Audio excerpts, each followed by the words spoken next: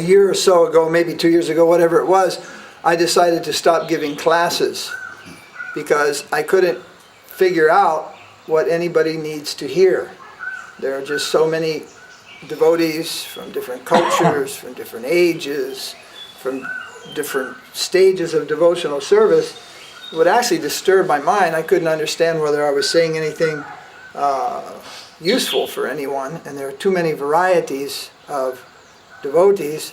And then my tendency would to try to figure out who was the newest person, and usually it would be somebody from way on the outside, and then I would give the class just for the newest person. So somehow this troubled my mind, and so I decided to base all future classes on questions, and that way I could understand more clearly what's the necessity of every individual, and I wouldn't always then necessarily be giving the class for the most beginning person, you see. So that's why we have the classes the way we do these days. And when I went to Europe last summer, I did the same thing. I asked someone, how do you usually have the programs? They said, well, we usually have a kirtan, then we usually have a class, and we usually take prasadam. I said, okay, we'll do it backwards. We'll take prasadam first, then we'll sit around and we'll talk for a couple hours, and when we really got to know each other and our bellies are full, then we'll have a nice kirtan. So we didn't take prasadam first, but we made the programs just based on sitting and talking for sometimes 3 or 4 hours, even 5 or 6 hours. And then when everything was pretty much said and it was 1 and 2 o'clock at night, then we would have a little soft kirtan for 5 minutes and then take prasadam. And I rather liked that program. I thought it was very, very nice. For me it was very good because it made me a little more comfortable. Somehow beginning with Om Namo Bhagavate Vasudevaya. This, every step I get stiffer and stiffer and stiffer until I feel like a piece of stone. Where does this come from? This actually comes from getting in touch with Srila Sridhar Maharaj, who was so casual and so relaxed that this idea of being very at home in Kṛṣṇa consciousness, and that Kṛṣṇa consciousness is actually not a classroom experience. It's a life experience. It's a living experience. It's a real thing. It's not like going to school where you go to a lecture and you hear a lecture, you hear a class, right? As soon as you go out the door, life has nothing to do with the class. And so I saw, oh, this is not about going to school and learning something. This is about living something. This is about being in touch with those who are living the highest ideal of life. And I was very much affected by his relaxation, his relaxed mood and presentation. So in that way, it affected me. And I tried to find some way where I'll feel more comfortable. And this seat makes me very uncomfortable. And you just see, it's just hard wood, very stiff, hard table, hard floor. Formal. Huh? Formal. Yeah, very formal. It's just formal. But some formality has to be kept. Otherwise, people will think that it is a casual thing. And Kṛṣṇa consciousness, to know it is the ultimate goal of life, is also not a casual thing. It is not cavaliering or casual. But we must become comfortable with it. Because as it is said, it is our home comfort, it is our inner fulfillment, it is back to home, back to Godhead, home, it is our home. So with our home, we must feel very comfortable. So now we have some questions. I was going to ask Giri Maharaj to read the questions. Now we read through these. A lot more came afterwards. A lot more came. Well, let me have a look then, because there was a couple that were. So we don't want to spend the whole next hour or so just speaking about one question. So we got a few here. What did we do last time? We read them all, right? Yeah. Okay. Let me read these questions. First one is by Dave, or the first one I'm reading. He says, in reference to the idea of finding a spiritual master. Oh yes, by the way, I said, let the questions today be specifically about guru-tattva and or Lord Nityānanda, because this being his appearance day, let the questions go in that direction. Actually, Dave's not here right now. Doesn't matter. In reference to the idea of finding a spiritual master as a descending process is the outcome of your research, of your search for guru, effected at all by your personal endeavor. Did you follow the question? Kṛṣṇa will send the guru. That's descending. Guru comes to us. How you'll find him. You don't even know what he looks like. You don't know what he should behave like.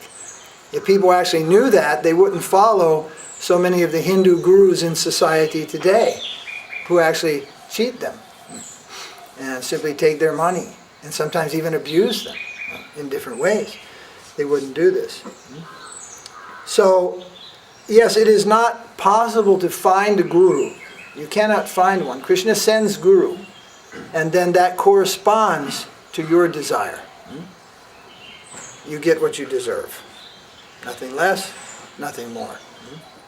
If we have an earnest desire to know the truth, then no living entity is left wandering in the world without proper guidance. Of course, we may be looking at the world in one time over. No, he's not in the kitchen. There he is. We may be looking at the world in the overview of just the world. But Kṛṣṇa doesn't see just this one little world in this one little span of so many small, small lifetimes. He sees the much greater picture. And in that way, living entities are grouped together on different planets, on different continents, within cities, within villages, and even within families. They are grouped together for what? For the fulfillment of their life. And if their desires are all material, then they are born in various places where they can fulfill their material desires together. Of course, with that we know comes a karma. And they are grouped together to experience their karma, their reactions from their material lives in the past. And those living entities who want to know the truth of life, who want to know about Kṛṣṇa particularly, they will be grouped together in various places so that they can be found out by Kṛṣṇa's representative. Not that they would just be scattered across the deserts, one here, one there, one there. Then how Kṛṣṇa's devotee will go there? Everywhere. So they are grouped. If you look at the world, they are grouped. And there are places which are cursed. We say cursed means really bad karma. Really bad karma. It's very sad to see the things that happen in the world today, but actually bad things do not happen to good people. It's hard to imagine children are innocent. Yes, they're innocent. A 7-year-old child is innocent.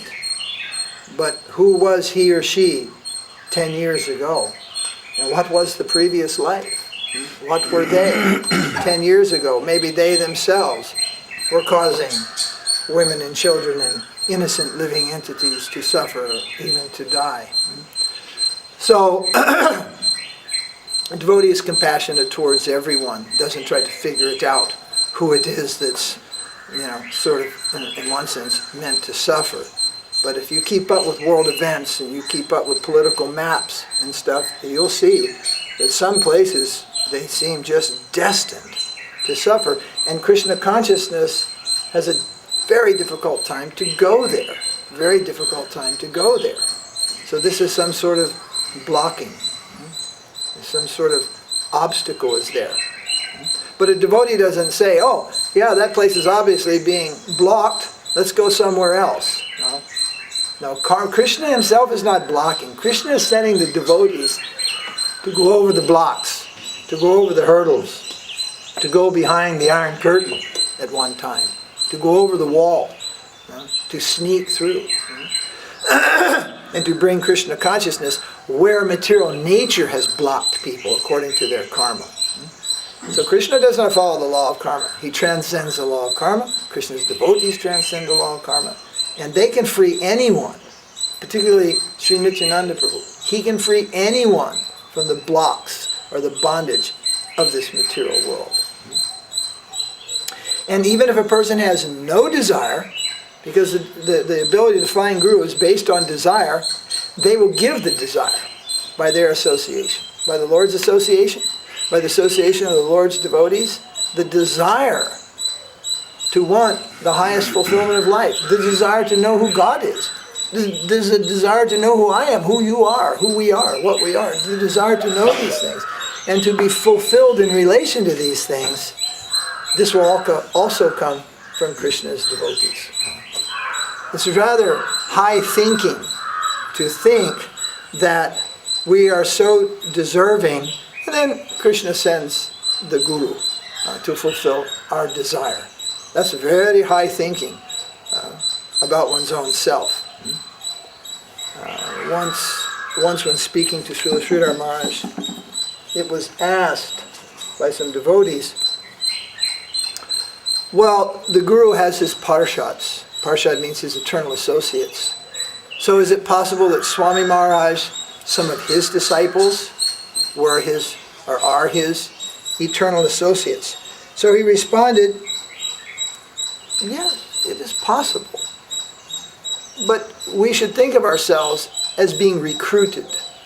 We should not think of ourselves in the high way. Oh, I am part of the eternal entourage of my Gurudev who has come here to save the fallen souls. May be possible. Some may be. But for the most part, he said, probably most are recruited.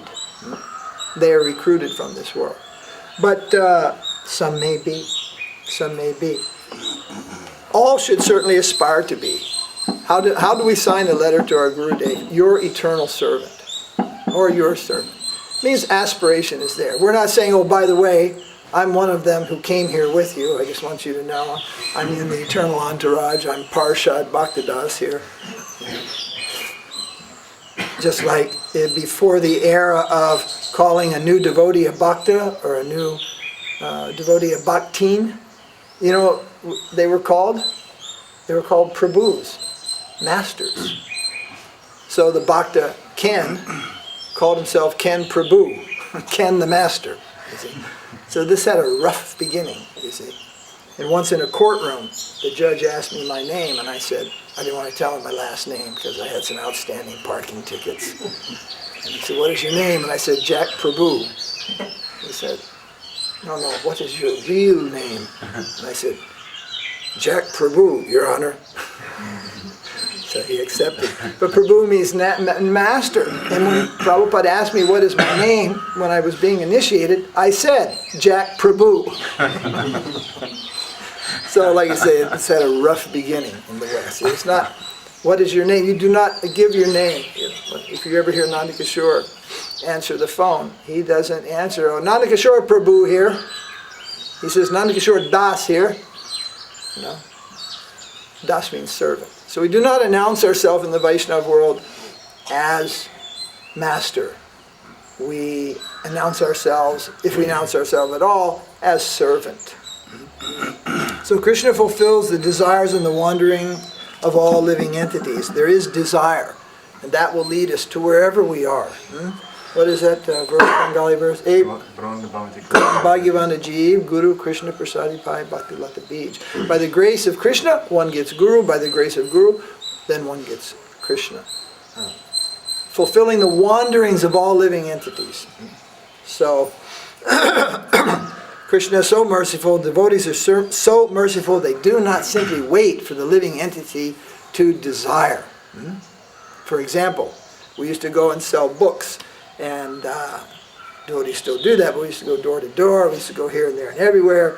And I can remember one time meeting an Indian gentleman at his door and requesting him to buy a Bhagavad Gita. And he said, yes, I will certainly buy the one on the when Kṛṣṇa wants.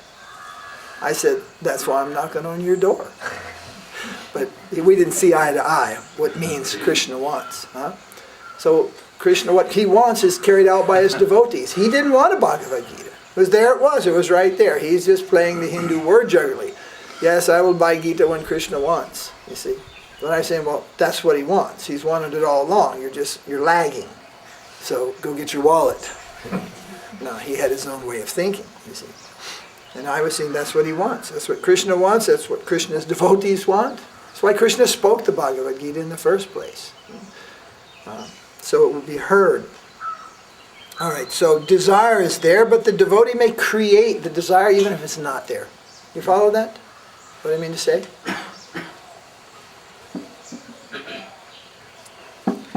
What aspect of guru-tattva does Nityānanda Prabhu represent? That's from Gorgopal. Nityānanda represents the mercy aspect of guru-tattva. Now someone has a question here I read in relation to something about what was it? Something about a guru, seeing the guru as a pure devotee, something. Is that this one? It's this one. Something about mercy. Maybe the second question. Yeah. These are two connected. We have to consider the guru a pure devotee, but there are also kaniṣṭha gurus. So how is it possible to consider a kaniṣṭha guru as a pure devotee? Well, I don't know whoever said that we should consider. It's like, consider a dog a cow. It ain't going to produce any milk, will it?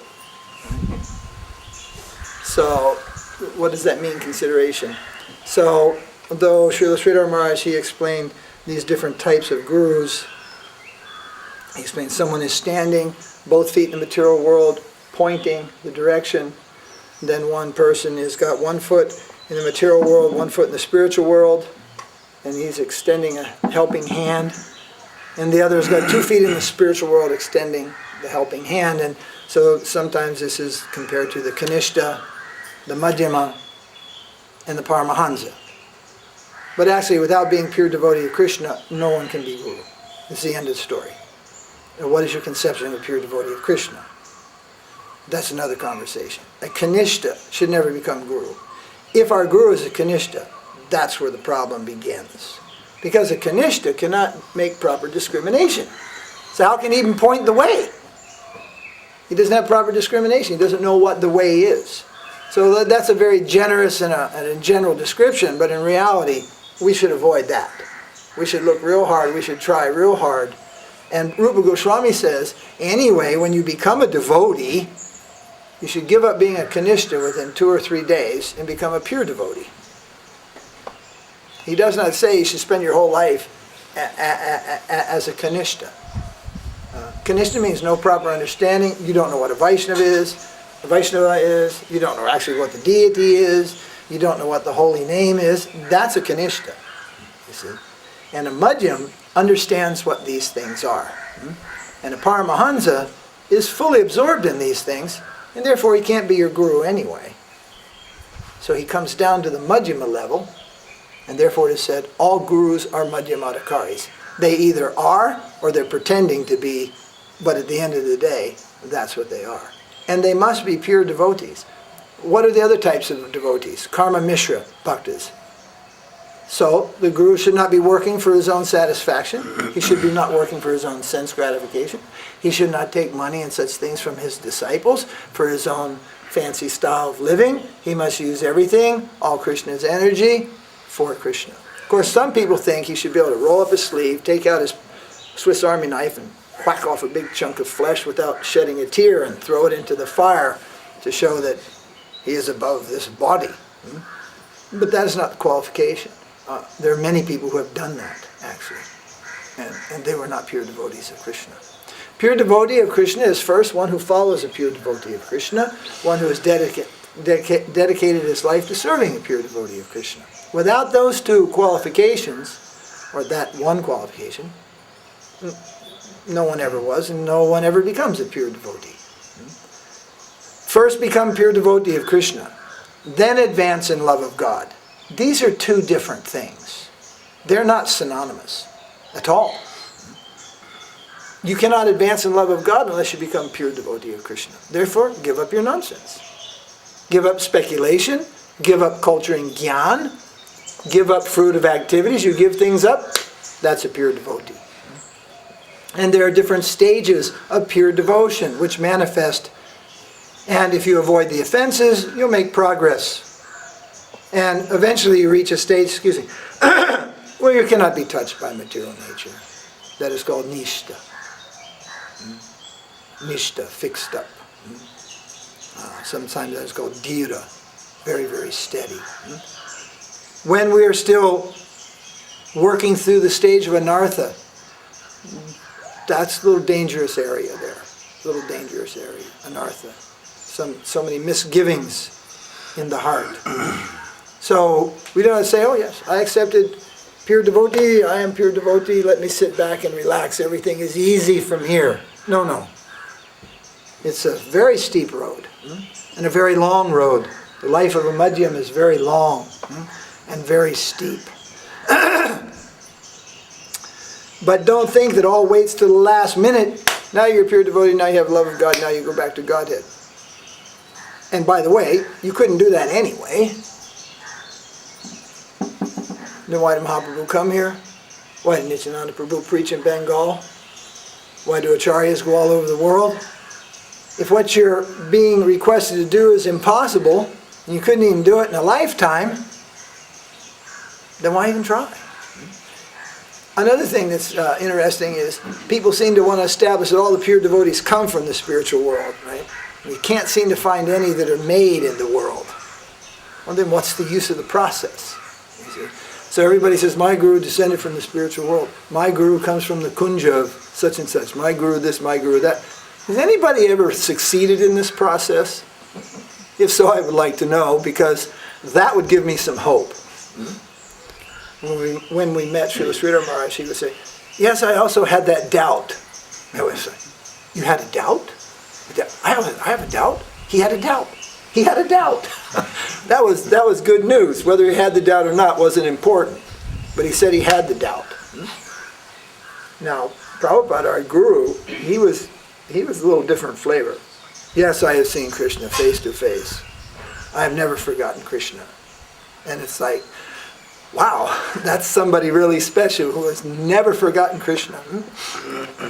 And therefore he said he has come here to spread Kṛṣṇa consciousness. Someone would say about God, I have seen God face to face. Why do you say he is dead? People would say God is dead. He says he's not dead. I have seen him face to face.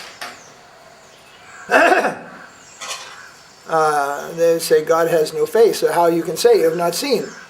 So you be quiet. I have seen. He has face, and I've seen him face to face. Right?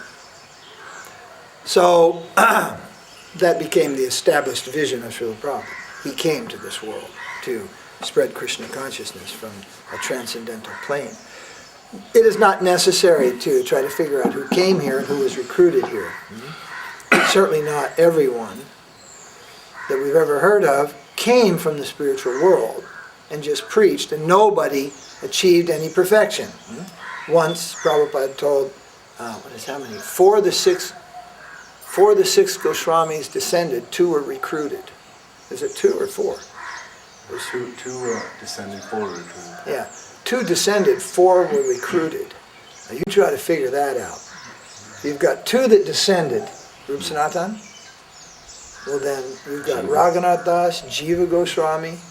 Most people say, well, Gopal Bhatta, Raghunath Bhatt. Right. But then you've got Jiva, or maybe it's Rupa Raghunath. Then you've got Sanatans recruited. It's like, this is not such an easy thing just to put in a box, codify and classify. But the fact is, this process works. And for it to work, you have to give up mixed devotion. You cannot mix your devotion. There's another misleading process, dovetailing. You have a desire, offer it to Kṛṣṇa. You can drag this on for 1,000 lifetimes. Basically, this doesn't work. You have to stop fulfilling your desires and offering them to Kṛṣṇa. You have to find out what is Kṛṣṇa's desire. And one day I went before Prabhupada.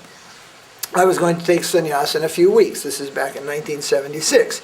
There was a brahmachari with me. We were great friends. In fact, we've been traveling around Africa together, preaching and selling books and things like that, and around India for a bit. and we came to see Prabhupada in a darshan. He was having his massage on the roof in Mayapur. So we were sitting there, and there had been some talk whether this brahmachari, whose name was Jagat Guru Das, that was me, from Africa, he'll take sannyasa, he won't take sannyasa. In fact, it was a whole hubbub that year. What's going to happen with this guy? Because no one seems to be able to control him. And that's a whole story, a fun story. And that was the issue. But anyway, the talk was going on. So I wasn't talking like this to Prabhupada at all. We were talking about other things. And then, suddenly the brahmachari next to me, he just says, Prabhupada, I want to take sannyas. So I just went, ooh, that's a very serious, sudden thing to present, right? And then Prabhupada is sitting there and he's getting his massage, somebody's massaging his arm, and he says, and why do you want to take sannyas? So at least my friend was honest. He said, it is my desire, Srila Prabhupada. And I was sitting there and I went, ooh, not good, not good, wrong answer. You could have said 100 things, but to say it was your desire, I just knew, ooh, not good, wrong answer. And Prabhupada confirmed, wrong answer. No, he said, not your desire. First find out what is Krishna's desire. Then you may take sannyas. There'll be no benefit fulfilling your desire becoming sannyasi. This will become troublesome for you. He didn't explain all these details, but it's obvious. This will become troublesome for you. This will become troublesome for the world. Find out what is Krishna's desire. So that's what it means to become pure devotee of Krishna. To work to fulfill Krishna's desire, and you cannot do that unless you are working under guidance of a pure devotee of Krishna who is firmly established in such pure devotion. Then you are a disciple, then you are a pure devotee. Now, you'll never think of yourself in that way, and we don't go around patting each other on the back telling how we're all pure devotees. But I'll tell you, I was here in the early days of Govindaji Gardens, and there was a man who worked for us, and he was from a Śrī Vaisṇava family, and he suggested a few things, and I wasn't so inclined. He wanted to do one homa to relieve the land of any karma and all this stuff. I said, well, I'll plant tulsi, that will relieve the land, and I'll graze cows, and that will be good. And he wanted me to do some homa and chant all these mantras, Then one day he had a friend with him, and we're standing here in the tulsi garden. The friend reaches out and grabs tulsi and goes, just pulls up a bunch of tulsi leaves and starts chewing them. So, it's very common in India because tulsi is an Ayurvedic plant, tulsi is in soap, tulsi is in toothpaste, tulsi is in tea, tulsi is all over the place. So he did that. I said, no, sir, please, don't do that here. This is an ashram. All the tulsi is only offered to Kṛṣṇa. Then the man said, oh, sorry, sir, I didn't know you are pure devotees. Never met us before, but he understood that there's a certain class of devotees that does things in a special way only for Kṛṣṇa. Somehow he just caught it, I don't know, whatever. But he said like that, oh, sir, sorry, I didn't know. You are pure devotees. He understands that there is mixed devotion, and he's practicing mixed devotion. He's going to Ranganath, and he's praying for a green card for his son, so his son can live in America and be a doctor. He's praying for an import license. He's praying for a small dowry for his daughter and a big dowry for his son. He's praying for all these things. Mixed devotion. When you see people go in the temples in India, 100% of them are mixed devotees. And if any pure devotee is there, he will not be offended that I said so. He will say, yes, it's very good. You should say that again and again. All this Karma Mishra Bhakti, all this Gyani, this is spoiling real devotion. Everybody going to ask something from God. And the idea is supposed to come and give something. So, they sell the coconuts outside. You're supposed to take something in the temple when you go and offer to God. But they offer to God, here's a coconut, here's an overripe banana, and here's a piece of mala. Now what about the, green card for my son? It's not like, my dear Lord, please, I offer this to you for your pleasure. It's like, I'm giving the coconut, now, how about the gold coins? How about the college education? Karma Mishra Bhakti, they want something in return. Don't go to Kṛṣṇa for something in return. Don't even go to Kṛṣṇa to relieve the stress of your mind. All those things may happen automatically, but don't let that be your purpose. If it is, yes, you're pious. Kṛṣṇa says 4 types of pious people. They do approach him. Those in search of wealth, health, what's the other two? Longevity or something? Knowledge. There's the third one. Curiosity. Curiosity. Curiosity seekers go fast. They go the quickest, you see. But those who stay are those in search of knowledge. But there's different types of knowledge also. That's another thing. So it is not good to accept kaniṣṭha adhikari as guru. But how you will know what should be known as kaniṣṭha should have enough dignity himself or herself not to accept disciples. It's not up to the people to find out, well, who's a kaniṣṭha. It's up to you to find out if you're a kaniṣṭha actually. And if you are, you should not take that position because you cannot actually help anybody. So the real work of Guru is done by the Madhyamadhikaris and the Paramahansas who accept the position of Madhyamadhikaris. If Paramahansa is in Paramahansa Bhav, he'll be asking for your blessing. Then what you'll do? We used to go see Srila Puri Maharaj. Sometimes enter the room, there'd be people there, first time ever in India, only been around devotees a few weeks, and he would humbly ask the blessing of everyone who came into the room. And I saw some people react rather odd to that. They thought, oh, I thought I was going to get the blessing.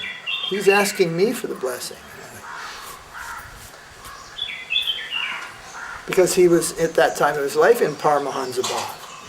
Does not see anyone in need more than himself, the most needy. So when you see yourself the most needy, how you help anybody?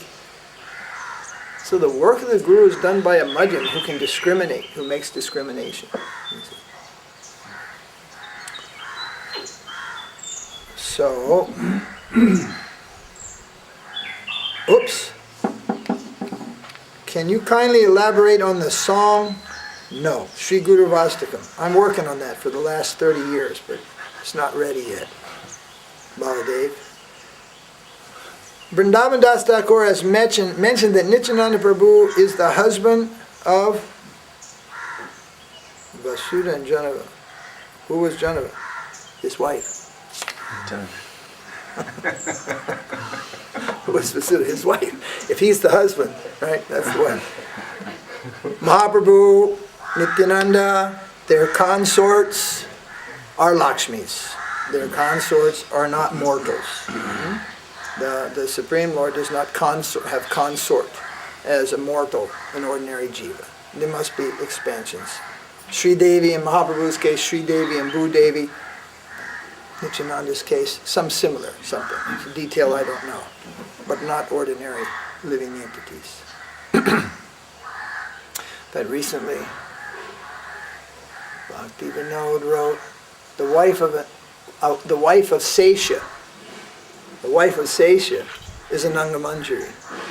The wife of Sesha. So it's like Sesha? Sesha? I didn't know I had a wife. Who's Sesha? Nityānanda is Sesha. Balaram is Sesha. The wife of Sesha is Anangamanjari.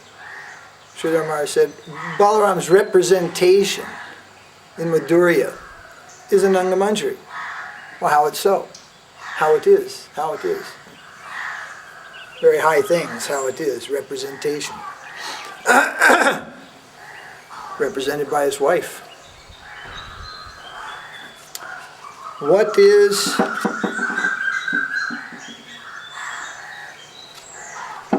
something here about reinitiation, but I'm not going to discuss that today.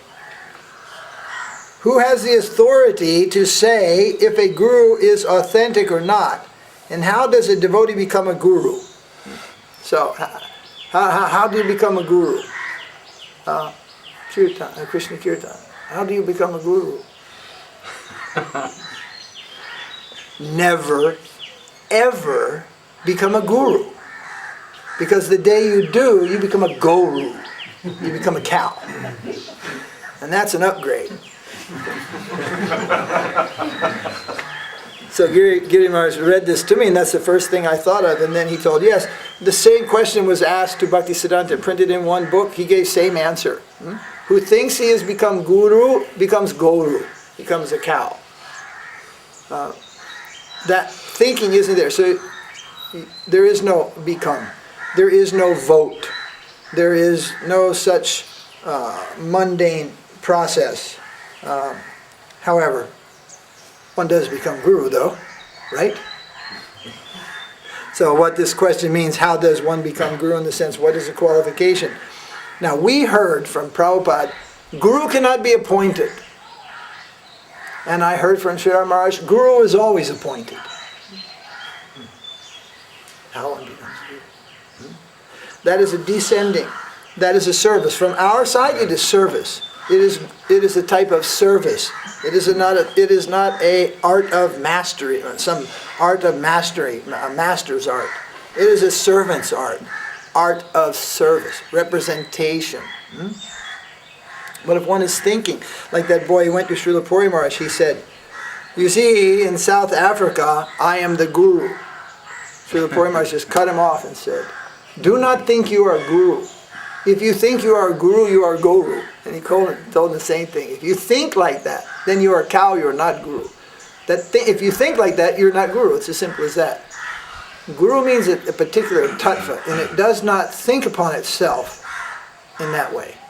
It doesn't express upon itself in that way. We asked Bodhaya Maharaj when he was here. He said there were some devotees in Italy.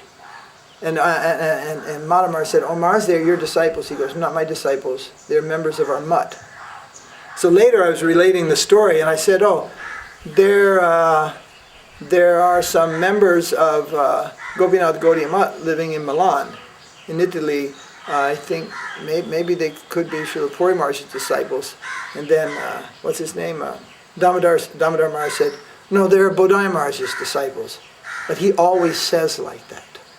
If you say, oh, Maharaj, is this your disciple? He'll go, no, he's not my disciple, he's a member of our mutt. He does not express, oh, my disciple. Not that if somebody does that, that codifies them as bad.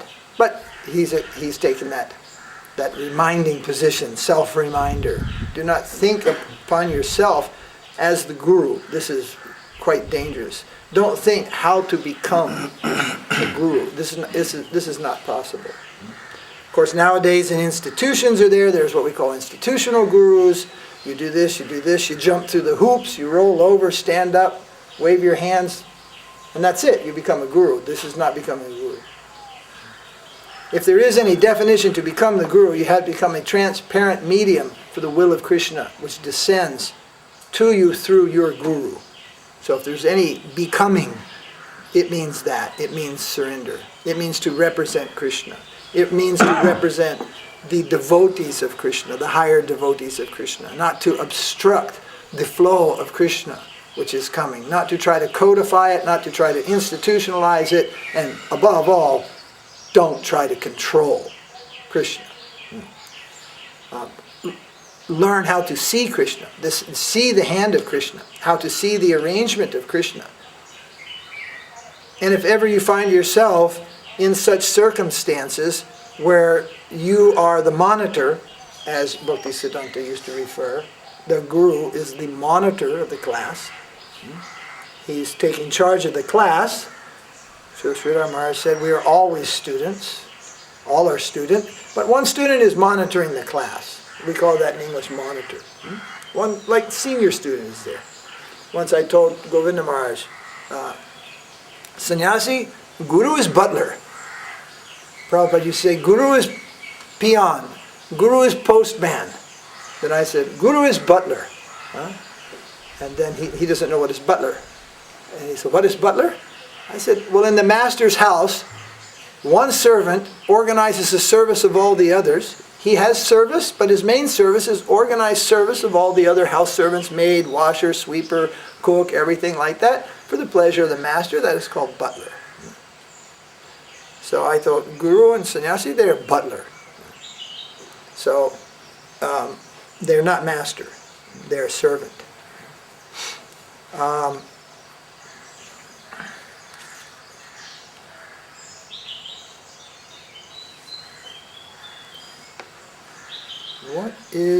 What is bona fide tie?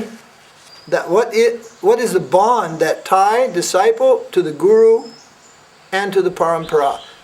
This is a very nice question, very important question. Whose question is this? Okay, this is Brajasundari's. This is a very important question. What is it? What is it? One day I was giving a class long back, 87, and I was talking about it. I was saying something that some devotees didn't catch it. And the Pujari, she stuck her head out of the curtain. She said, "What is it? What is it? What is it? What is the it?" We in English will say it. What is it that we are after? Well, in a word, of course, that is Kṛṣṇa. But what is it? What is it that bonds the devotee to the guru, to the paramparā, to Kṛṣṇa? What is it? It is not jnana, knowledge. Ultimately, knowledge fails. Kṛṣṇa is unknown and unknowable. No one has known him yet. In fact, he doesn't even know himself. Unknown and unknowable. Then karma, good work. Nobody in heaven knows him.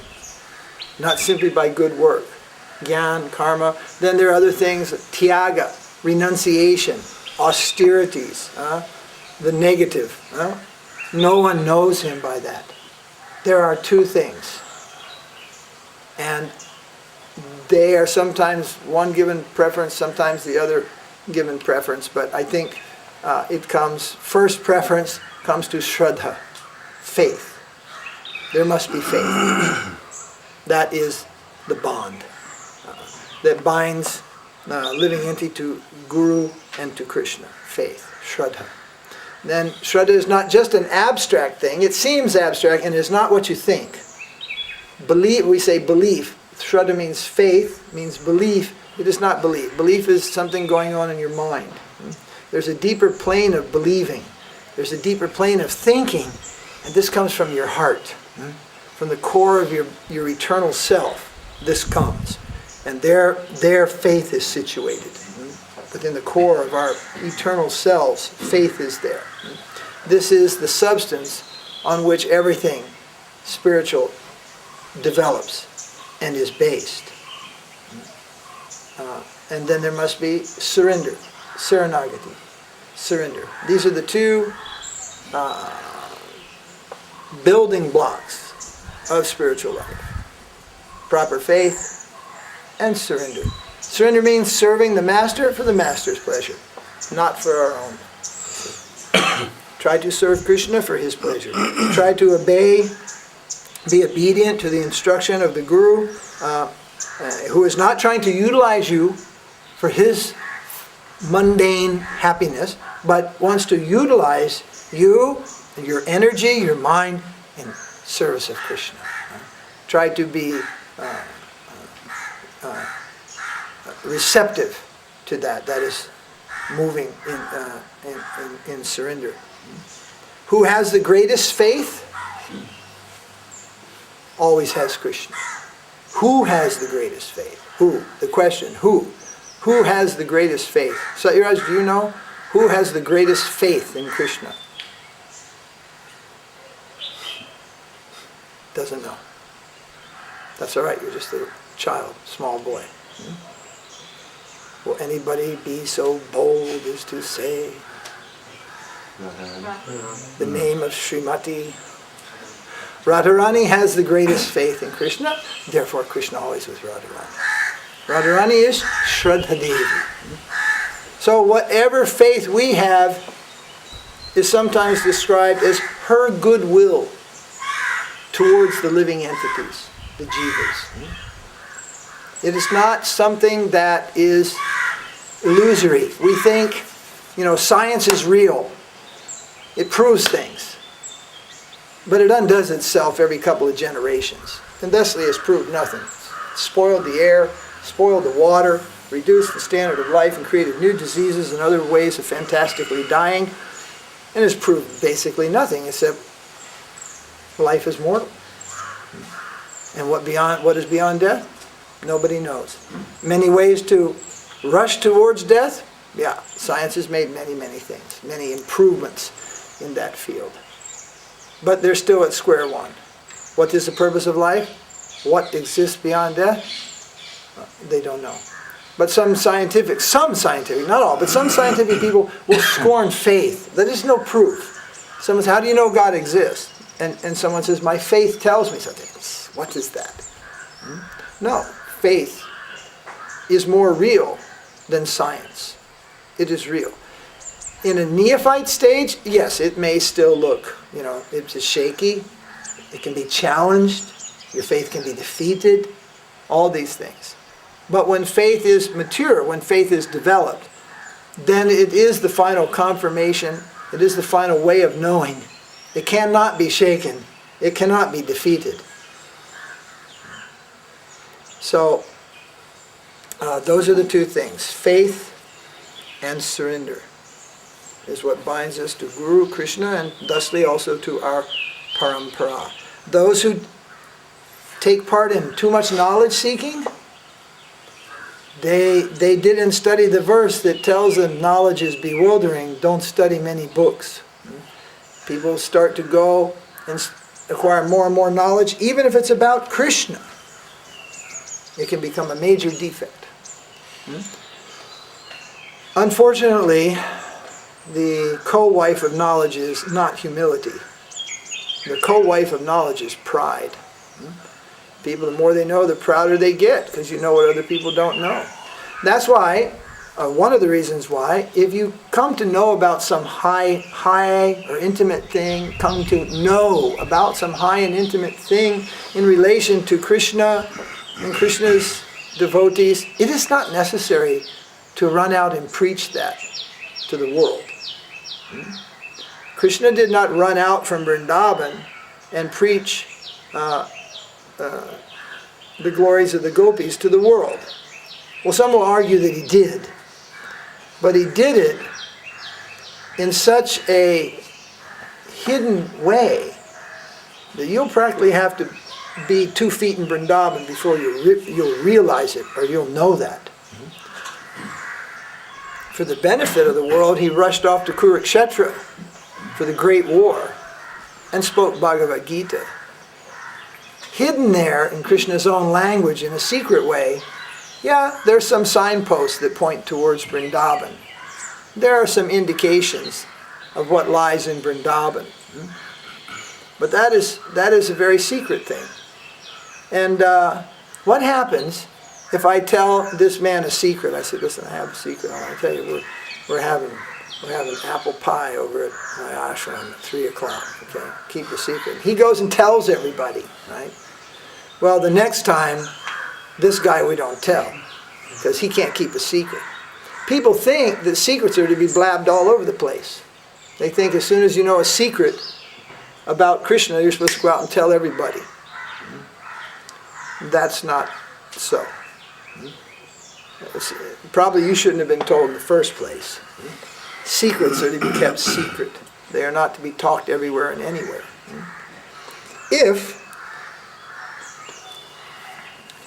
If 2 people shake hands in public, that's publicly accepted behavior. But there are things in people's relationships that are not publicly accepted. Isn't it correct? Yes. So, everything and every relation that Kṛṣṇa has with his devotees is not public domain. It's as simple as that. And if you try to make it public domain, then you're what's called a peeping Tom.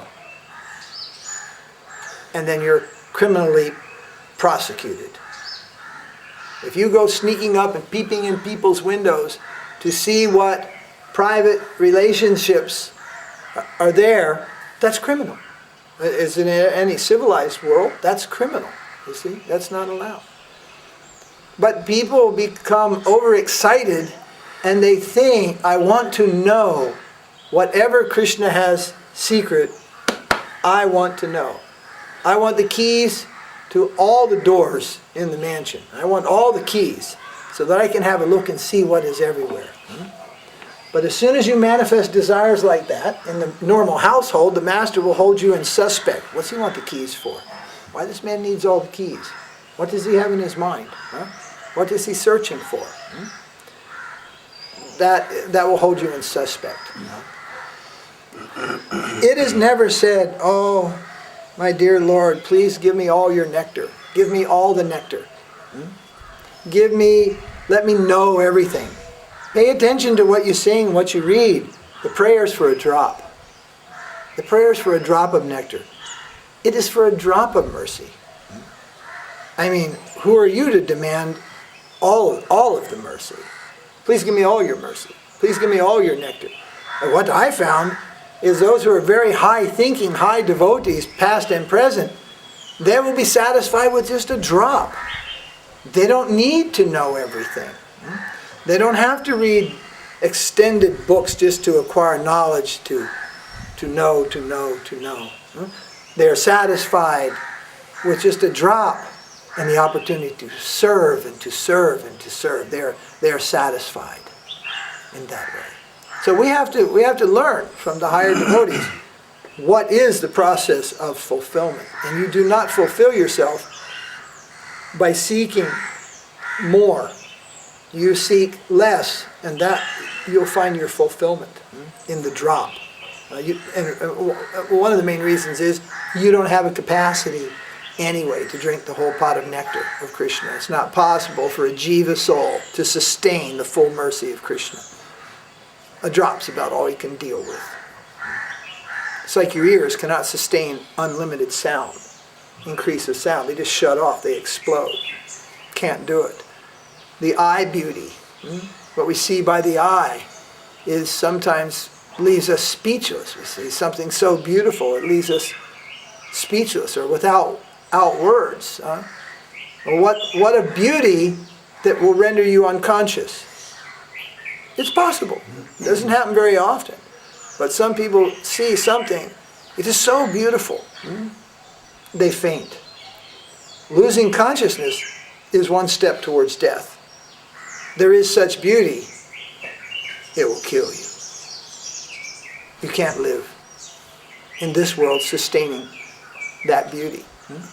And even in the spiritual world, without a material body that will die, the living entities, the little jivas that we are, they do not have the capacity to sustain either the beauty or the charm or the sweetness of Kṛṣṇa in full. It's not possible. Therefore, they must have a shelter there. That is called ashraya. They must have a shelter of the parshads. The parshads, what are called the parshads, they, more or less, they can sustain all this. They can understand this, they can sustain this. But living entities, we're very, very small, very, very minute. And even when we're fully developed spiritual beings, we do not have all the qualities of the Supreme Lord. Nor do we have all the qualities of his parshads. Rādhārāṇi is not a jiva soul. Lalita is not a jiva soul. Balaram is not a jiva soul. The wife of Balaram is not a jiva soul. Nityānanda is not a jiva soul. Their parshads, their consort, they're not jiva souls. So, shelter is necessary in that world, in the spiritual world, and in this world. And since we're in this world, that's more important.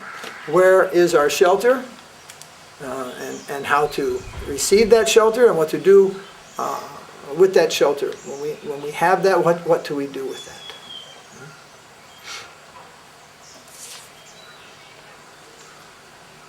It is said that Srimati Rādhārāṇi and Nityānanda Prabhu are both original gurus. Please, can you explain the difference? So, yes, and since we're adding Nityānanda, Rādhārāṇi, then add also Balaram and add Gadadhar. And then we have the four personalities who are always guru-tattva. In Krishna Lila, Rādhārāṇi and Balaram. In Gaura Lila, Nityānanda and Gadadhar. So, as far as we are concerned, in the material world, Balaram and Nityānanda. Balaram and Nityānanda, they are the original guru principle. This is the beginning. Then, in a higher, more advanced stage of life, then Rādhārāṇi and Gadadhar. They are the guru-tattva. And there is some division there that has to do with rasa also. In Rādhārāṇi, Madhurya Ras, in Gadadhar, Madhurya Ras, but in Baladev, Vatsalya, Sakya, etc. It has to do with rasa. It also has to do with beginning. It has to do with advanced, and it has to do with beginning stage. So some people, as I heard from Brajabalabha yesterday, some people were surprised that Srila Sridhar Maharaj, who pointed out many of the beautiful and very, very subtle and very, very advanced points in Gaudiya Vaishnavism, he did not retire with Radhe Radhe. He did not retire in that way. Retire means withdraw in that way, taking the name of Rādhārāṇi. Like when you go to Vrindavan, as some of you are going to Vrindavan soon, everyone's shouting Radhe Radhe, everyone's painting Radhe Radhe on the signboards, on the telephone poles, tattoos, everything you can imagine is all Radhe Radhe. And Srila Maharaj said, Dhyāo Nitāi, Dhyāo Nitāi. Oh merciful Lord, Nityānanda, oh merciful Lord, be merciful, be merciful. Actually, you won't find any of the superior devotees that we know of ever shouting out, crying out the name of Rādhārāṇi.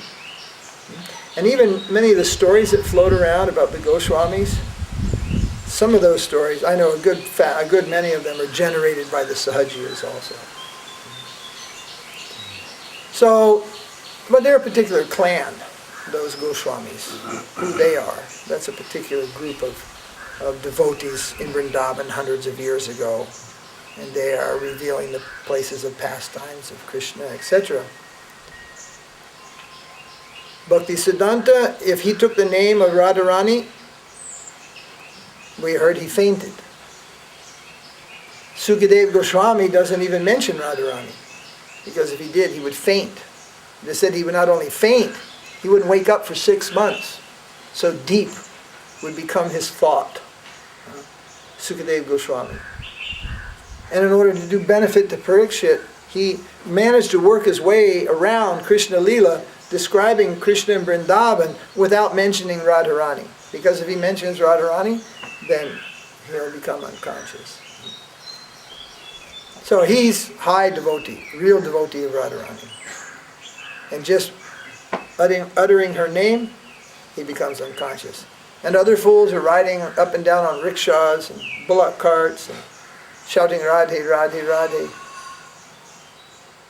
But this is only a show of devotion. So the higher things are not kept on the street. The higher things are not kept on the street. In old India, your mother, your wife, even your sister didn't walk on the street. Wherever she went in a palki. She went in a palanquin. You see still in the Muslim tradition, the women, they wear a burqa. They have very beautiful dress, they have colored saris and gold and ornaments and facial makeup and everything. But when they go in the public, all that is hidden from the public. At home, if you ever go into a Muslim home, they look just like Hindu women, more or less. Dress, makeup, everything. But when they go into the public, that is one thing. When it's there. It used to be a man wouldn't go out of his house without a hat. Just 100 years ago, either a turban or a hat. Even in England, Germany, anywhere, America. Your boots and your hat. You didn't go outside in your bare feet with no hat. Even women. They always, in the West, everywhere, they had a hat. It wasn't socially acceptable to go into public with your head uncovered, even in Western countries. But then social customs change, and the world is modernized and things. But the principle still shows, if you're smart, you hide your wealth. You don't show your wealth. You know, sometimes devotees come to India and they can buy some real gold, or they can buy some gold jewelry, and the ladies buy some gold jewelry and they put it all on and they keep shopping. Well, if you're shopping, hide all your jewelry. Because when you walk into a store all pumped up wearing your gold, they just go, okay, money bags is here, price goes up. And they won't give in because you got money. You're showing it all over the place. You got money. And particularly if you go to Vrindavan, you better hide your wealth. They'll pull it right out of your ear. Somebody will drive by on a motorcycle and pull the gold whatever right out of your ear. So it's not good to even show your wealth. The dacoits will come. So if you show your devotion, if you make a show of your devotion, the dacoits will come and take it away. It will be spoiled. We do not make a show of devotion, and that which is most sacred, we do not take into the street. We do not take to the common people. That which is most sacred, which is most pure, and so forth, we do not take there. We keep that. And those who make a show of devotion to Rādhārāṇi, they make a show of these things, we understand, and actually they don't have any devotion at all. It may be good for marketing, business. Like in Vrindavan, you'll see Harinam japa beads, Harinam, what are they called? Harinam bead bags, right? And then this is nice. You first go, Maha Mantra is printed on a bead bag, so you get this, and then you'll see, there's some beautiful shirts of Kṛṣṇa, t-shirts with Krishna's picture on it and all these things. But who invented all these things? And the problem is, they don't know where to stop. And they paint, and thus develops misrepresentation about Kṛṣṇa, about Krishna Lila, even what Krishna looks like. In the beginning, you'll see beauty in a picture of Krishna. I think you always see beauty in a picture of Krishna. In the beginning, pictures, they hold a certain, prestige, not prestige, but value. Prabhupada called them windows to the spiritual world. But in your more advanced life in Krishna consciousness, you are not dependent on pictures. Sridhar Maharaj used to say, this is not a picture-looking religion. Rather, you'll find that you're more sensitive to pictures, how they are displayed, how they are used, how they are not used, and all these things. You are not dependent on seeing the picture of Krishna. It's not necessary to remind you of Krishna at that point. At the same time, you are more concerned about how pictures of Krishna are dealt with. You're more sensitive to those things. It is said that Nityānanda Prabhu is more merciful than Mahāprabhu, as Mahāprabhu cannot accept certain fallen souls. So is Nityananda's mercy greater than Mahāprabhu in magnitude and circumference. Rupanuga. That's a yes-no. That's a yes-no. Because who sends Nityānanda Prabhu? Nityānanda is the mercy of Mahāprabhu. He doesn't go out on his own. He is. So they're separate for the purpose of rasa, sankirtan rasa, just like Radha and Krishna are separate, but Mahāprabhu and Nityananda are not Radha and Krishna, they're Krishna and Balaram. But they are separate for rasa. Everything exists within one, within Krishna. And then what do we call it? The diversity, is it called diversity? It means different things. Individuality, diversity. This is there for the purpose of rasa. So we don't see the mercy of Nityānanda Prabhu as different from Mahāprabhu himself. In rasa there may be some subtleties there, but overall for the living entities, Nityānanda is the mercy of Mahāprabhu. On his order, Nityānanda Prabhu has gone forward to spread the Sankirtan movement. In this way, when Srila Sridhar Maharaj observed the campaign of our Guru Maharaj, Prabhupada, Swami Maharaj, then he declared Shakti Vaishnava. Before that, I think it was Yajavar also. Yajavar Maharaj, when he spoke at Prabhupada's disappearance, our Guru's disappearance, he was the first one to say that in a public way. He took it that his godbrother was Shakti Vaishnava, because no one can spread the glories of Sankirtan in that capacity. That is beyond even Vaishnavism. That is beyond Vaishnav capacity. That is beyond capacity of even pure devotee. That is the direct energy of the Supreme Personality of Godhead Himself, propagating energy. It propagates the lila and pastime. So he took it like that, and then it was said to Srila Sridhar Maharaj like that, and he confirmed, yes, I also taken the Shaktivesh avatar, that potency. And that potency was derived from Nityānanda. Nityananda's potency propagates and spreads the pastimes, the leelas, the Sankirtan of Mahāprabhu.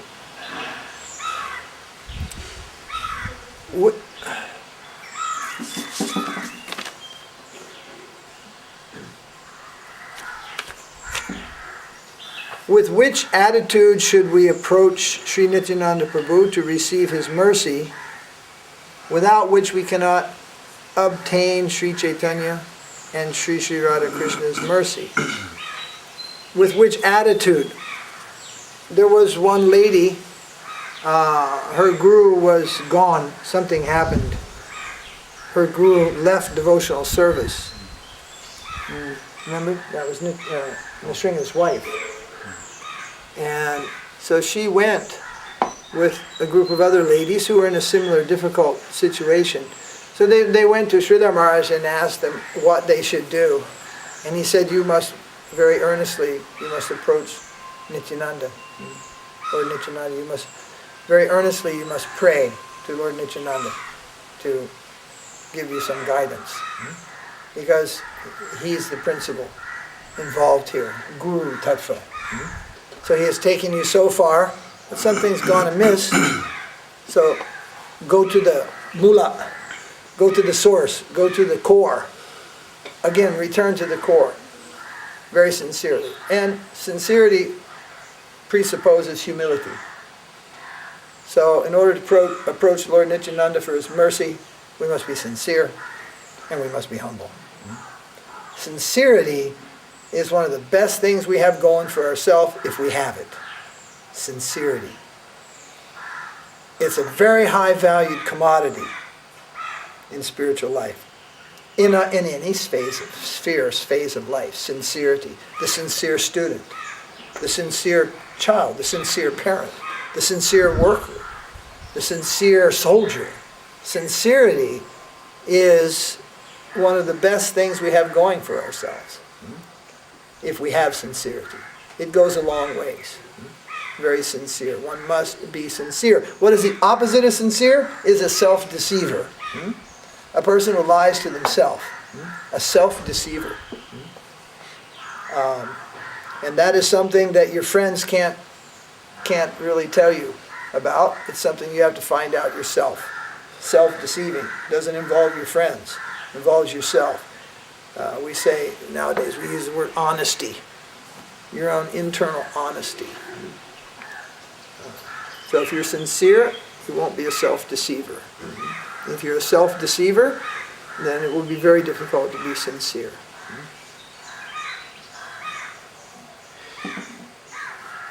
Is it suggested that is it suggested that the guru of Lord Nityānanda in Chaitanya Charitamrita is Madhavinda Puri? It's not suggested there, but that I know of, but it is taken to be so. Who wrote this? Dear Lalita. It's taken to be so. And there are some other opinions, right? Yeah, There's Lakshmipati Tirtha also. Lakshmipati Tirtha. Based on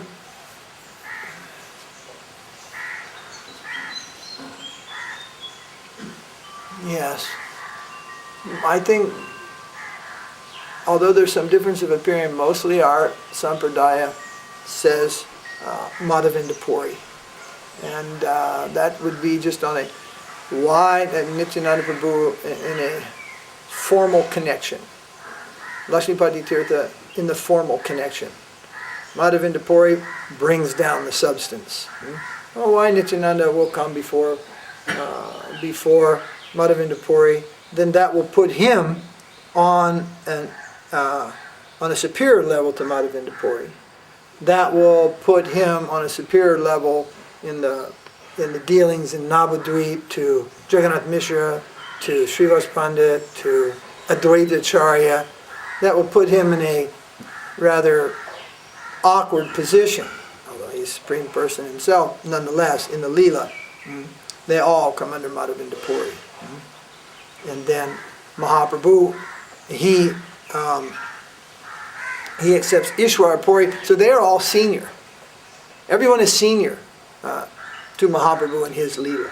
Not all, but those who are of this type, they're all senior to him. So we say Madhavinda Puri. Srila Sridhar Maharaj explained in Śrī Guru and His Grace that there is 3 different types of gurus. I think we discussed this already. He has also explained how the kaniṣṭha guru just points away. Yes, we already discussed this, right? Dear Lalita, we already discussed this. Huh? Kitchen.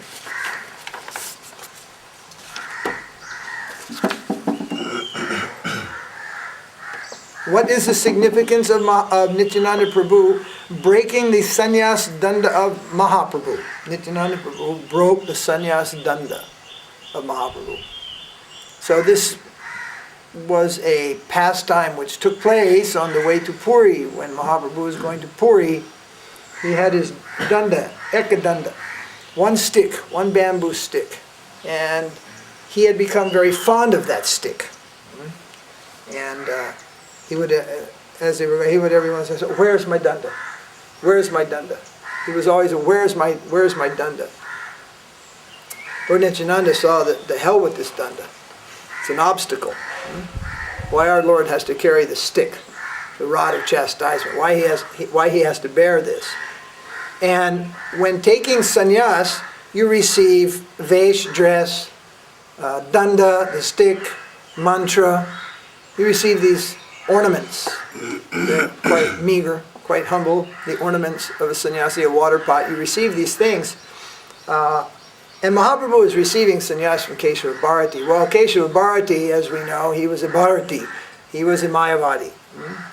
So that was a standard of sannyas at that time in Bengal and throughout India, the Mayavad sannyas. So Mahāprabhu is taking sannyas for the benefit of those who are somehow connivingly avoiding his Sankirtan. But by accepting sannyas, then they will have to accept Prabhu. They will have to accept him as master. Sannyasi is just accepted in those days. As a leader, he's not to be argued with and such things, unless you are a sannyasi. Then you may argue with another sannyasi. So Mahāprabhu is accepting sannyas to capture any last person who's trying to escape.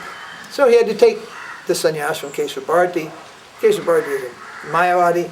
He had to get sannyasa-daṇḍa, Mayavadi danda, and he had to take mantra. And there's a mantra given to the Mayavadi sannyasis that means, "I am that." I am that. No, Maharaj is given all sannyas. I am that. It's a Vedic mantra, Tatvamasi, I am that. So Mahāprabhu knows, everybody knows that sannyas mantra, and that sannyasi is getting that mantra, then this would be his meditation. And Mahāprabhu doesn't like this at all. the thing, I am Kṛṣṇa, I am Bhagavan, I am Narayan. This spoils devotion completely. Mahaprabhu is Kṛṣṇa, and he's living in self-forgetfulness, forgetful of his own identity, his own reality, accepting another reality, the reality of his servant and of his topmost servant. So he can't have a daily meditation that I am that spoils this. So Mahaprabhu brought this to the attention of Murari Gupta. Murari Gupta, Sanskrit grammar is like clay. You can manipulate and mold things if you have the capacity of the grammar. So Murari Gupta, he thought on that. He was very, very learned in Shastra, Sanskrit and such, and then he thought, no, we can take another meaning here, and he gave some references, and tattvamasi means I am his. This is good. I am his. I belong to Kṛṣṇa. So then he went to Keshava Bharati, and he told Keshava Bharati, I had a dream, and in the dream you gave me one mantra. I'm wondering, is this the mantra you are actually going to give me when I'm taking sannyas? So Keshava Bharati said, what is that mantra? Please tell me. So the Mahaprabhu, he told this mantra in the ear of his soon-to-be guru. Mahaprabhu is Kṛṣṇa himself. Immediately, Keshava Bharati, he's transformed by hearing this sound with Mahaprabhu's conception. And he becomes a Vaishnava. So actually, this Keshava Bharati, he's the uncle Akrura in Krishna Lila. And in Gaur Lila, he's coming to give Mahaprabhu sannyas. So now Mahaprabhu has taken sannyas. He's got proper mantra with proper conception, but he's got this danda, one stick. This stick, one stick carried by the Mayavadis, this ekadanda, this represents Aham Brahmasmi. I am Brahman. I am the one. It's a one. Understand? One. And this is a problem. This is a problem. And there's also something there about of Parabhajakacharya and Paramahansa, and these are things must be carried out by jivas in the order of progressing out of material conditioning. Mahaprabhu is not a conditioned soul. He doesn't have to accept that. He doesn't need to carry this stick, and this stick represents this Mayavad philosophy. But Mahaprabhu was always saying, where's my stick? Where's my stick? Because his guru gave it to him. His guru gave him the stick, he's accepting the stick. But Nityānanda is on the side watching the whole thing, and he didn't like it. So when Mahaprabhu reached this river, sometimes when he would reach rivers, he would think, oh, I have come to Vrindavan, it is the Jamuna. And he would become very self-forgetful of his situation. At that time, Lord Nityānanda broke it. He grabbed it and he broke it. And he broke it twice, thus giving it the shape of three pieces, the Tridanda. And he told devotees, see, Mahaprabhu is a Tridandi sannyasi. And then he chucked the thing in the river, and the water took it away. Tridandi sannyasi means a Vaishnava, the devotee of Kṛṣṇa. Dedication of body, mind, and words to serve Kṛṣṇa through the life. So he showed the devotees, you see, Mahaprabhu is not an Ekadandi, he's a Tridandi. See it? Then he threw it, because he knew Mahaprabhu will get angry that he's done this. And then when Mahaprabhu came to his conscious external self, where's my stick?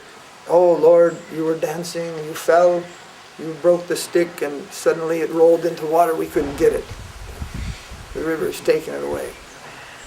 Then Mahaprabhu was a little disturbed by that, and he left the group. And I don't go to Puri with you people. So he ran off. And then that's just a short distance to get you into Puri. And he broke camp very quickly. Everybody else has got to pack up, and Mahaprabhu ran off by himself towards Puri, and the others packed up and chased after him. Of course, that is in the pastimes.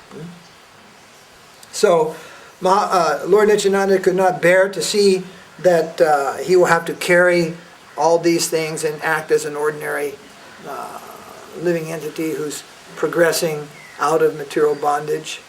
Simply by worshipping him, the living entity will get out of material bondage.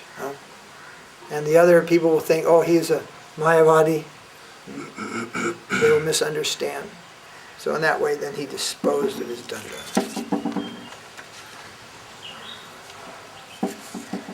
Who was Nityananda's guru? Sairaj, Madhavinda Puri. Was Nityananda with Mahaprabhu all the time? Yes and no. Sometimes Mahaprabhu would be in one place and Nityananda would be in another place. But whenever there was Sankirtan, the devotees would see they are both there together. So when there is Sankirtan, they are both there together.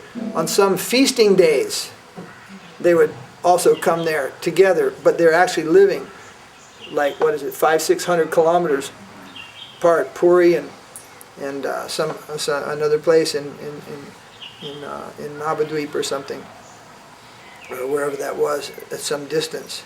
So they would sometimes come together. Then someone says, some devotees from the West, they came and they saw Mahaprabhu is here alone. So Nityananda Prabhu not here. In that way, you see, Mahaprabhu alone. So then, it happens all the time. Then somebody goes away and says, they don't have, Nityananda is not there. Prabhupada gave Gaurnitai, Nityananda is not there. And you cannot worship Mahaprabhu without the mercy of Nityananda. So then we say, yeah, I guess that's what's going on, isn't it? We're worshipping Mahaprabhu.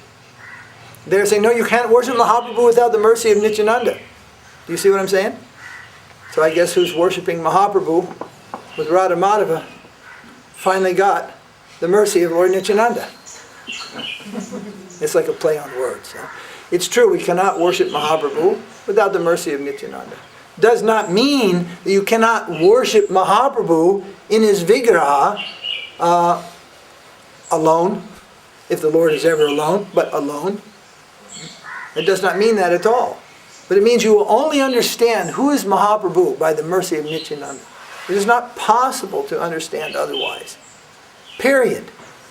Not possible. Many people have tried, and many people have failed. Not possible to understand Mahaprabhu without the mercy of Nityananda. The one was it the brother of Krishnadas Kaviraj Goswami? Mm-hmm. He said, I accept Mahaprabhu, but not Nityananda. And then he was told, this is the philosophy of accepting half a chicken. They told him. From a half a chicken, you can't get an egg. And you'll never get the result of your devotion by you worship Mahaprabhu and reject Nityananda. Similarly, you cannot worship Nityananda and reject Mahaprabhu. Only by the mercy of Nityananda can you properly worship Mahaprabhu. There has been in the past, and there is at present, people say, actually to worship Radha Krishna you have to give up. What's it called? Ekala what? Kaniṣṭha Bhakti. Kṛṣṇa Bhakti. You have to give up the worship of Mahaprabhu, finally give all your attention on Radha and Krishna. And surprisingly enough, there were devotees in the past, in the time of Bhaktisiddhanta, they said you have to give up the worship of Radha Krishna to put full focus in Mahaprabhu. And what we see, Mahaprabhu standing next to Radha Madhava, this is never shown before the time of Bhaktisiddhanta. This deity arrangement doesn't go back in ancient times anywhere. It doesn't go back to Gaur Leela. And what you have there, you're worshipping Mahaprabhu and Radha Krishna. Radha Krishna and Mahaprabhu together. Not separate, not different, not one without the other. This was one of the significant contributions of Srila Bhaktisiddhanta. He established that conception in a visual sense by establishing the deities Mahaprabhu, Sri Chaitanya, Radha Krishna, Nahiyanya. How can we deeply understand when it is said that it all depends on the mercy of the Vaishnava, spiritual master and Krishna? They're omniscient. Whose question is that? Someone in the kitchen? Huh? That's John's question. All right.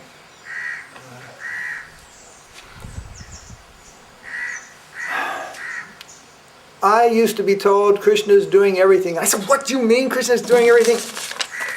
I tore this paper. That's what I used to feel. How's Krishna doing everything? Krishna controls the universe. What do you mean? I just slapped my face. What do you mean he controls the universe? I really had a hard time in the beginning with understanding you do nothing. You control nothing. We were talking the other day, and you were talking about don't want to be slave. I want to have some independence. That is your present state of slavery, your independence. It's a hard one to grasp, but you have nothing, not even your own thoughts. It's all dictated by the modes of material nature, or it's dictated by Kṛṣṇa and the Supersoul. It's either everything you have is coming to you from the material side of illusion, or the enlightened side of Kṛṣṇa consciousness. There is no independence. You have no freedom. So better to be the slave of Kṛṣṇa, which offers freedom from birth and death, and freedom from the illusion run by George Bush and a few of those types. The material illusion is a slavery. We think we're independent. We're not independent. We're not even independent of our thoughts. It is all programmed. Not like somebody's got a computer program and we're under some sonic wave that's coming down from somewhere, but through the modes of material nature, called Raja, Sattva, Raja, and Tamaguna, goodness, passion, and ignorance, mixed up with millions of lives of karma. The mind, which we value, and our thoughts, right? I mean the mind, it's material energy, just like this wood. It is not you. It is not you. And those who are more intelligent value their intelligence. Kṛṣṇa says, this also a material element. Buddhi, it's a material, mana, buddhi, mind and intelligence, they're material elements. Then he says, vayu, air, material element. Bhumi, the earth, a material element. Agni, fire, material element. These are all material elements. Then Atma is not a material element. Shraddha is not a material element. So, we think we're independent. We're not independent at all. We're slaves in the material nature. Totally slaves. Don't have any independence whatsoever. Do you get hungry when you want to get hungry? Do you answer the call of nature? Do you tell the call to come? Nope. You cannot create your hunger. Sometimes even the doctors can't create hunger in you. Kṛṣṇa says, I am the fire of your digestion. You drink water and that taste, to quench your thirst. Kṛṣṇa says, I am the taste of water. I am what quenches your thirst. Everything is Kṛṣṇa. When we have the eyes to see Kṛṣṇa, when we turn towards Kṛṣṇa, then we begin to have the eyes to see Kṛṣṇa. There are a few of you are newcomers here. Brajasundari, been here for what, 2 or 3 weeks? 2 days ago she discovered Srila Puri Maharaj. I said, oh, you're discovering some of our treasures. I have to keep them more hidden, Giri. Many treasures in Kṛṣṇa consciousness. And if we have good fortune, we'll discover them. Then I said, wait till she discovers Bhaktisiddhanta. Not that there's a film of him laying around anywhere, but when you discover what is Bhaktisiddhanta, he's not simply a picture somewhere. He is the guiding, essential foundation force in our spiritual lives in this Kṛṣṇa consciousness movement. But many regard him as just a name and somebody who lived a long time ago. And then, it goes on. So many discoveries. Wait till you discover Mahāprabhu. Wait till you discover Nityānanda. Wait till you discover Kṛṣṇa, Radha and Kṛṣṇa. There's one beautiful song, unfortunately I cannot sing it or pronounce it, but it says, if you want to remain in this material world, this world of suffering, this world of grief, this world of illusion, where you are king today, you are pauper tomorrow, all these things, if you want to remain in this drama, then don't go to see Kṛṣṇa, who's standing on the bank of the Jamuna, the Kalindi, playing his flute, standing with his threefold bending form. Don't allow your eyes to catch such beauty, because if you do, you're gone. But then some people say, I went to Vrindavan, I was a devotee, I lived in an ashram, I'm not gone. In fact, they have so much story. I said, yes, but the little point was, don't allow yourself, and you did not allow yourself to be caught by the beauty of Kṛṣṇa. You did not let go. And It's like we're yelling, I'm suffering, I'm suffering, I'm suffering. It was what? Well, then take the pin out of your eye. We're actually sticking ourselves, pinching ourselves, and yelling, it hurts, it hurts, it hurts. Well, then stop pinching yourself. Let go, then it will stop. So there comes this point where the living entity has to let go in the material world. And stop creating these things for yourself. Accept Kṛṣṇa. Accept Mahāprabhu. Accept Nityānanda. Accept their devotees. And not just with one hand. You watch people who are a little on the savvy side, especially in Vrindavan, so you'll see these little things, and people don't stick one hand out for prasadam. They stick two hands out for prasadam. That's as good as you can do, isn't it? I mean, two hands. Bhaktisiddhanta took it one step further.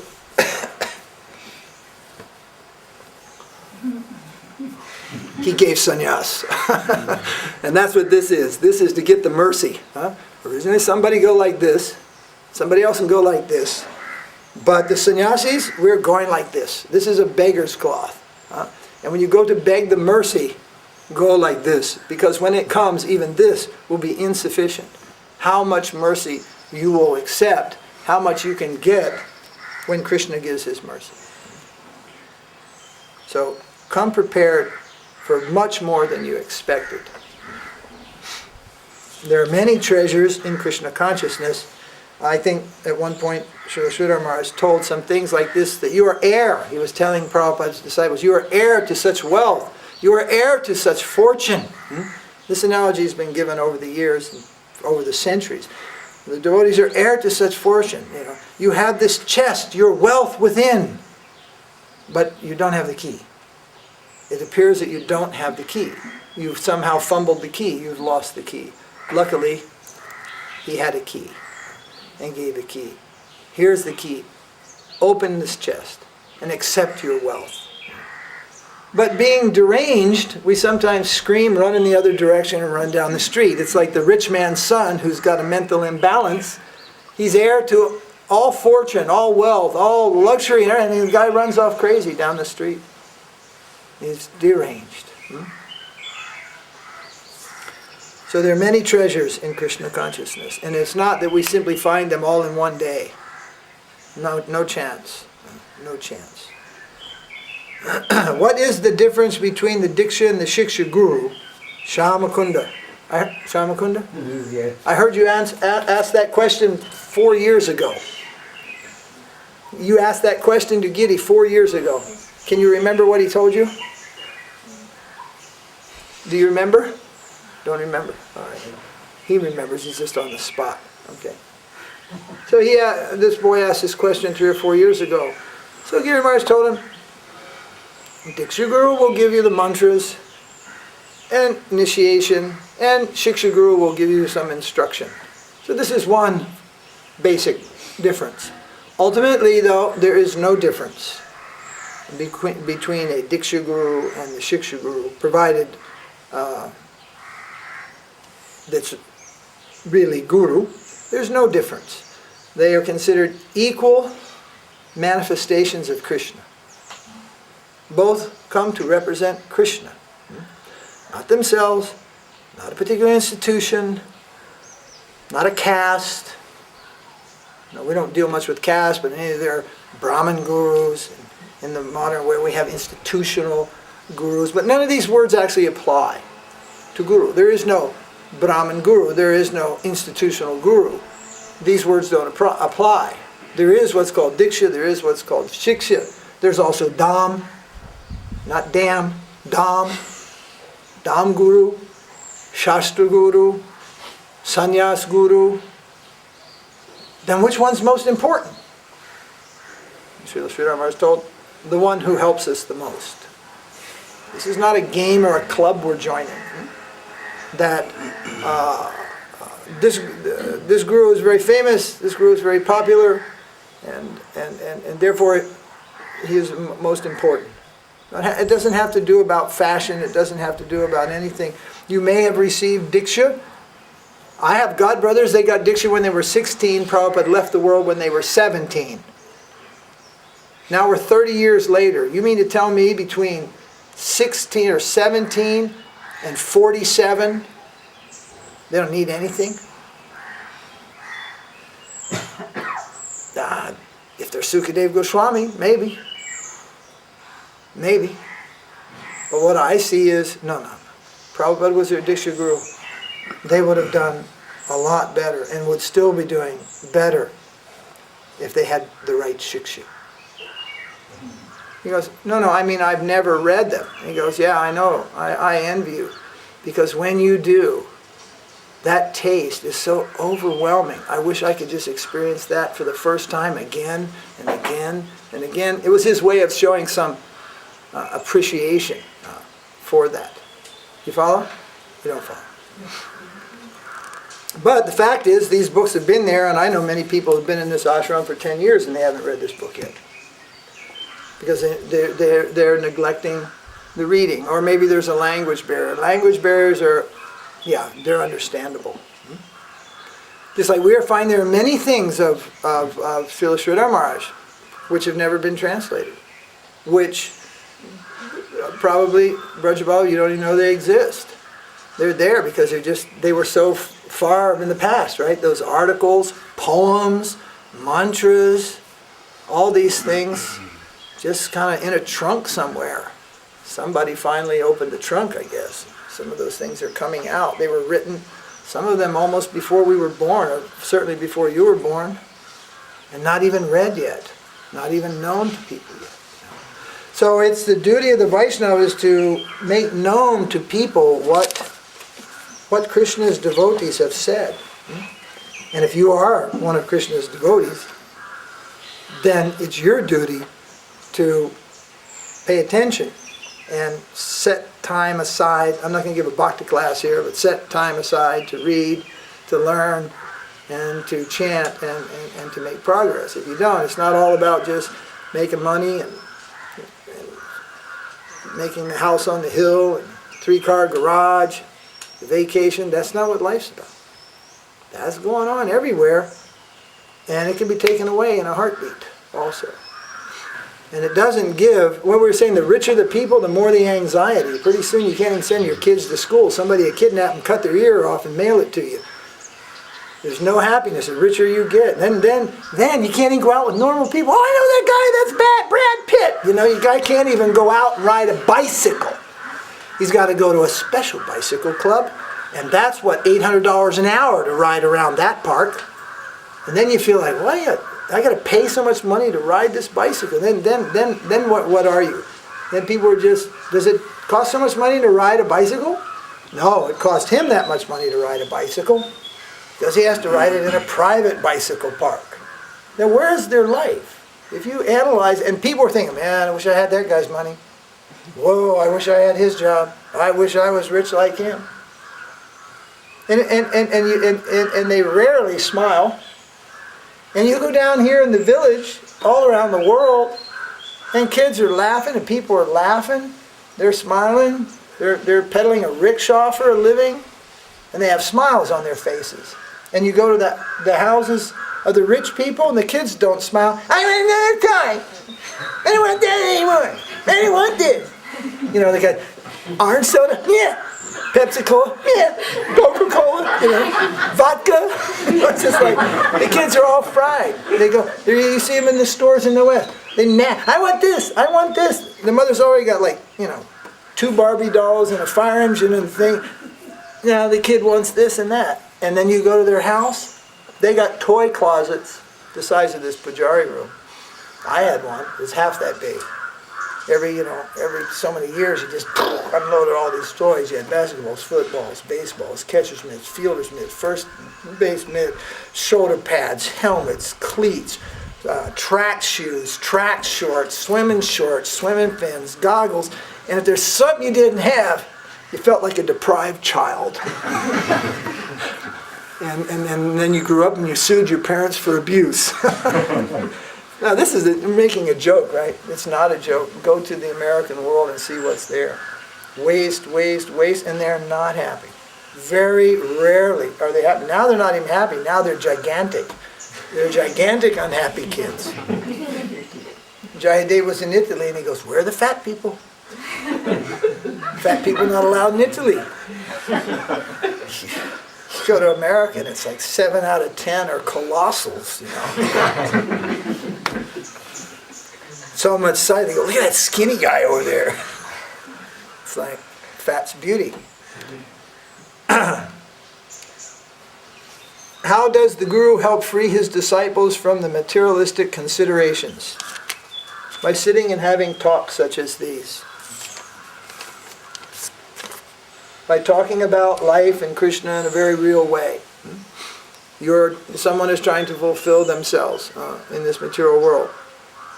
It's not possible. Except defeat. There is no fulfillment. Ultimate fulfillment. There's something in this world, no doubt.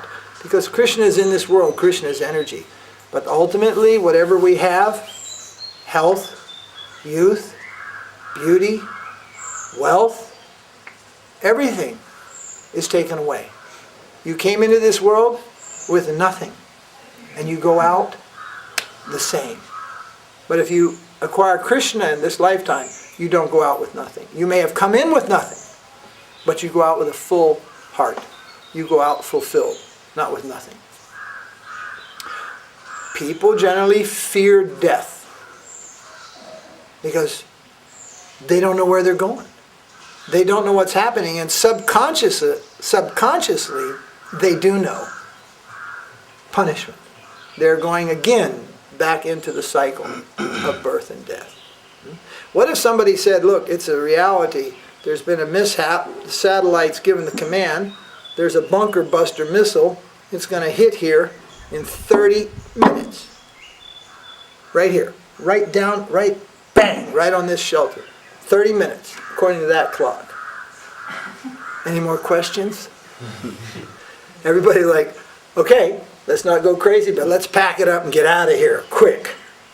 Okay, you take some people and just go, you grab the deities, you go, then somebody's like, oh, what about the seat? Forget the seat, man. What really matters, grab the deities, grab the money, and go. And the people. And then get at some safe distance and see if that was really going to happen.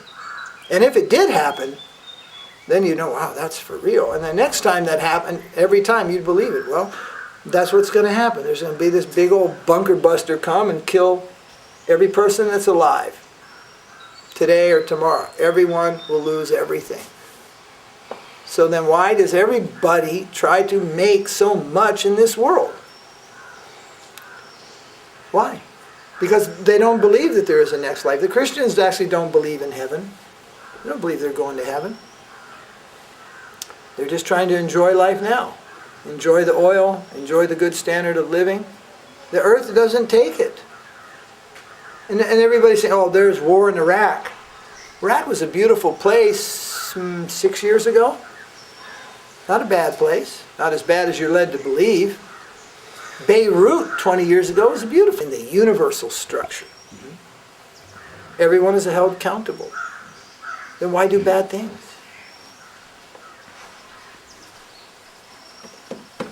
Cows killing, abortion,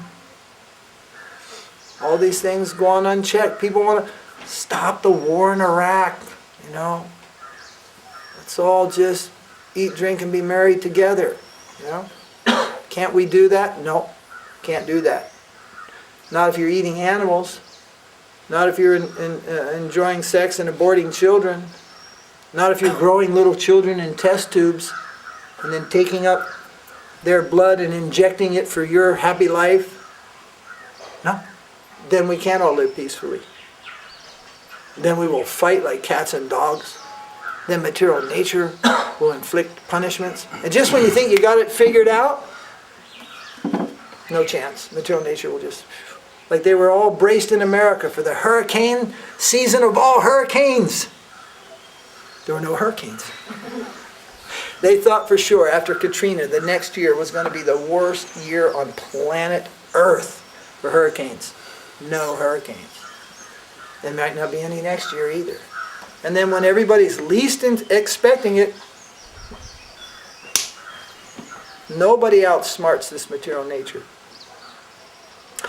And when it comes down to, okay, well, we'll just pay everybody off and we'll get everybody in the World Bank, we'll get everybody under the globalized free market will get all this stuff and will stop wars completely. We'll have one money, one government, one army. That's the American army. And we'll get everybody under control, and that's it. No more wars, right? Anybody got any water? Suddenly no water. Whole planet goes berserk again. They actually learn how to control human beings and control humanistic things, but the greater nature is out of man's control completely. And even if they establish all these things to control, there'll be other things that happen. And again, the fighting will outbreak. People do not live a good life. Therefore, they can't expect to have a good life. They can't expect good things to happen. Good things don't happen. Bad things don't happen to good people. If people live good, the world will improve. It's a very individual. I even heard the Dalai Lama say it, and he's an atheist. He said, all talk of peace. It comes down to the individual, how the individual will live. If the individual is not ready to live the good life, a good life, not means the good life, but a good life, then the world chaos, the world confusion, the world problems will simply perpetuate. It's up to the individual. But then everybody says, well, what good can I do? I can't do anything. No, everybody can. Stop doing bad. And one of the worst things is animal slaughter. And the worst one of them all is the cow, the calf, the bull. And just come right down the line. And don't involve in those things, period. Animal slaughter. That's one of the biggest things that there is disturbing the world. But it isn't, though, that everybody's a vegetarian, then everything will stop. No, it goes deeper than that also. But at least that's one big step in the right direction. Okay, there are no more questions.